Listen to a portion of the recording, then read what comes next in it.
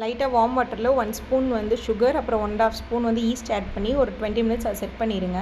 இப்போ 500 கிராம் வந்து மைதா எடுத்துகிட்டு அதில் கொஞ்சோண்டு ஆயில், சால்ட்டு, இந்த ஈஸ்ட் மிக்சர் ஆட் பண்ணி நல்லா கைவிடாமல் பிணைஞ்சு அப்புறம் கவுண்டர் டாப்க்கு நீங்கள் ஷிஃப்ட் பண்ணிட்டு நல்லா ஒரு 15 to 20 மினிட்ஸ் நல்லா நீட் பண்ணிங்கன்னா அது ஒட்டாமல் வரும். இப்போ நல்லா ஆயில் தடவி ஒரு 1 to 2 hours செட் பண்ணிங்கன்னா நல்லா டோ வந்து நம்மளுக்கு உப்பி வந்திருக்கும், டபுள் தி சைஸ் வந்திருக்கும். இப்போ நீங்கள் என்னென்ன வெஜிடபிள்ஸ் வந்து உங்கள்கிட்ட இருக்கோ அதை எடுத்துக்கலாம். இப்போ வந்து அந்த என்ன பிளேட் எடுத்துருக்கீங்களோ அதில் நல்லா பட்டர் க்ரீஸ் பண்ணிவிட்டு டோவை ஸ்ப்ரெட் பண்ணிவிட்டு அதில் ஃபோக் வச்சு நல்லா வந்து ஓட்டையாக போட்டு விட்டுருங்க.